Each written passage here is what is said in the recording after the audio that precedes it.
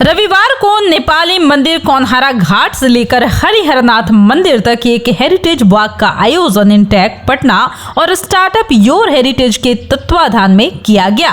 Intake Patna के chapter के convener Shri Bhairavlal दास के नेतृत्व में आयोजित इस कार्यक्रम में पटना के अरुणोदय संस्थान की बच्चियां और इतिहास, विरासत और संस्कृति से लगाव रखने वाले 50 से ज्यादा प्रबुद्ध जन शामिल रहे।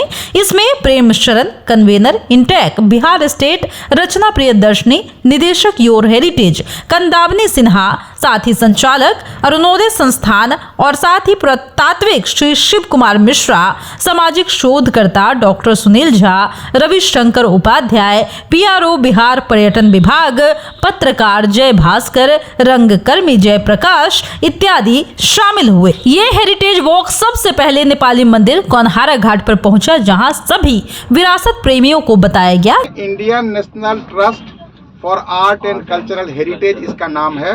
इसकी स्थापना 1985 ईस्वी में हुई थी, जब राजीव गांधी का कार्यकाल था, और इसकी स्थापना भारत के सांस्कृतिक विरासत के संवर्धन और संरक्षण के लिए हुई है। आप अवगत होंगे, सांस्कृतिक विरासत के संवर्धन और संरक्षण के लिए दो एजेंसीज पहले से ही काम करती है। एक होती है ASI archaeological survey of India, जो कि बिल्ट हेरिटेज पे काम करती है, और स्टेट में भी आर्ट एंड कल्चर डिपार्टमेंट होते हैं, वो काम करती है। लेकिन इंटैक का इन दोनों के अलावे जो बचा हुआ काम है उस पर इंटैक काम करती है, और इंटैक का टैंजिबल और इनटैंजिबल हेरिटेज दोनों पे काम करती है। आपको जो भी कुछ लगे जो ये हमारी विरासत है, इसको हमको अगली पीढ़ी को सौंपना है, तो इंटैक वहाँ पर सक्रिय हो जाती है। इंटैक का फंडिंग कहीं से नहीं होता है, ये पीपुल्स के कंट्रीब्यूशन से फंडिंग होती है। जो मेंबर होते हैं वो 5000 रुपीज़ दे करके आजीवन सदस्य बनते हैं। जैसे ये आजीवन सदस्य हैं, हम आजीवन सदस्य हैं, और भी लोग आजीवन सदस्य बन सकते हैं। लेकिन आजीवन सदस्य हम लोग उन्हीं को बनाते हैं जिनकी अभिरुचि होती है हेरिटेज में, जो हेरिटेज क्या है उनको जानने की, हेरिटेज को हम कैसे संरक्षण करेंगे। इंटैक का आजीवन सदस्य बनने से आपको कोई फ़ायदा नहीं होता है, फ़ायदा इंटैक को होता है। और आपका समय चाहिए, जैसे आज आपका हम समय कर रहे हैं, उपयोग कर रहे हैं, और इस तरह से हम आ गई गाड़ी। हाँ, तो आज जो हम लोग चल रहे हैं वो है नेपाली मंदिर। नेपाली मंदिर की स्थापना जैसे हमने इस ग्रुप में भी सबका को दिया हुआ है। नेपाली मंदिर की स्थापना बहुत पहले हुई थी, लगभग 250 साल पहले, जब नेपाल में राजशाही की ये थी। और ये जो नेपाली मंदिर है, ये नेपाल के वास्तुकला का एक अनूठा प्रयोग है। जो मंदिर यहाँ मिलेगी वो ऐसा मंदिर आपको बनारस में भी मिल सकती है। तो एक हमारे साथ में एक और गाड़ी है, और उसमें बच्चे हैं। कादम्बिनी सिन्हा जी अरुणोदय नाम की एक संस्था चलाती हैं पटेल नगर में, और वो अपने 28 बच्चियों के साथ उस गाड़ी में बैठी हुई है। तो बच्चियाँ और बच्चे को हम लोग इससे प्रेफर करते हैं, जो दल तो उन्हीं का है। हमारी उम्र कितने दिन है, हम तो अब माइनस में जा रहे हैं, डाउनफॉल हो रहे हैं। कल की जो बच्चियां, इन्हीं को ये देश देखना है, इन्हीं को ये कि कौनहारा घाट एक ऐतिहासिक घाट है, जहां पर प्रसिद्ध गज और ग्राह की लड़ाई में कौन हारा, यह जानने की जिज्ञासा ही इस घाट के नामकरण के पीछे की वजह बनी। जब भगवान नारायण श्री हरि विष्णु ने यहां पहुंचकर गज को ग्राह से बचाया, तभी से गंडक नदी को नारायणी की भी संज्ञा दी गई। इसके बाद हेरिटेज वॉक नेपाली मंदिर पहुंचा, जहां पर जानकारी देते हुए विशेषज्ञों ने बताया, आउटपोस्ट की एक ऐतिहासिक कहानी है। जहां आप खड़े हैं, ये कभी न कभी नेपाल नरेश के अधीन हुआ करता था। लेकिन जैसे ही अंग्रेज और नेपाल के बीच में संधि हुई, राजनीतिक संधि के कारण नेपाल की सीमा सुगौली संधि के बाद आगे चलती चली गई, और ये जो छावनी थी, जिसको आउटपोस्ट कहते हैं, जो बॉर्डर के लास्ट में होता है, उसकी महत्ता कम होती चली गई। लेकिन एक समय था जब नेपाल के महाराजा यहाँ के मंदिर की देखभाल करते थे, उसके पुजारी को उसकी तलब देते थे, उसके मेंटेनेंस में खर्च देते थे। जब वो नेपाल की राजशाही खत्म हो गई, तब यहाँ बिहार सरकार ने इसे टेक ओवर कर लिया, और आज ये स्टेट का प्रोटेक्टेड साइट के रूप में है आर्ट एंड कल्चर डिपार्टमेंट का। हमको बताते हुए, दिखाते हुए बहुत तकलीफ हो रही है। जो इस मंदिर की बनावट खराब हो रही है, आप सब देख रहे हैं। इस मंदिर की स्थापना नेपाल नरेश ने एक मिलिट्री छावनी आउटपोस्ट के रूप में किया था और उस आउटपोस्ट की एक ऐतिहासिक कहानी है।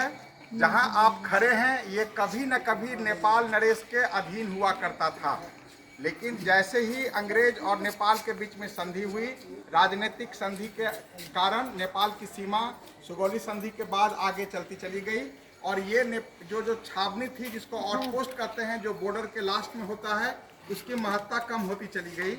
लेकिन एक समय था जब नेपाल के महाराजा यहाँ के मंदिर की देखभाल करते थे, उसके पुजारी को उसकी तलब देते थे, उसके मेंटेनेंस में खर्च देते थे।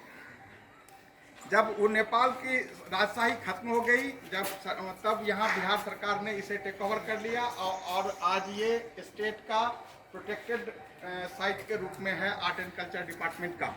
हमको बताते हुए दिखाते हुए बहुत तकलीफ हो रही है, जो इस मंदिर की बनावट खराब हो रही है। आप सब देख रहे हैं, जो यहाँ पे जो लकड़ी के नक्काशी थी वो खत्म हो रही है, खराब हो रही है, नष्ट हो रही है।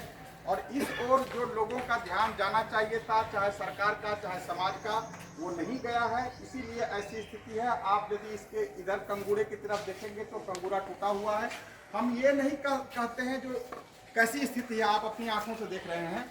इंटैक्ट यहाँ पर आप सब लोगों को ला करके हेरिटेज वॉक के लिए आया है। हेरिटेज वॉक हमारा इंटैक्ट एक संस्था है जो कि पूरे भारत में इसके 241 चैप्टर्स हैं। बिहार में चैप्टर्स हैं। हमारे प्रेम सरन साहब यहाँ खड़े हैं जो बिहार चैप्टर के हेड हैं। और हम लोगों की इच्छा थी, हम लोगों की इच्छा है अभी भी, जो इसका संरक्षण संवर्धन सरकार स्वयं अपने पैसे से करे। यदि सरकार के पास टेक्निकल नो हाउ की कोई ज़रूरत हो, हमसे सलाह लेने की हो, चूँकि हम इसके एक्सपर्ट हैं, हम पूरे भारत में हेरिटेज का, बिल्ट हेरिटेज का प्रिजर्वेशन कंजर्वेशन करते हैं, तो हमारा पहला सुझाव ये होगा जो सरकार स्वयं कर ले। यदि सरकार को इसमें लगता है जो इंटैक्ट की किसी मदद की ज़रूरत है तो हम इसके लिए तैयार हैं, लेकिन पैसा सरकार को देना पड़ेगा, क्योंकि सरकार, ये मालिकाना हक सरकार का है।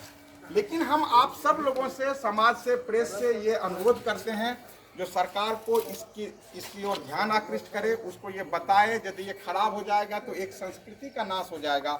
हम ऐसे स्ट्रक्चर पता नहीं कब बना पाएंगे। अभी तो ये रवि उपाध्याय जी कह रहे थे जो नहीं बना पाएंगे हम लोग।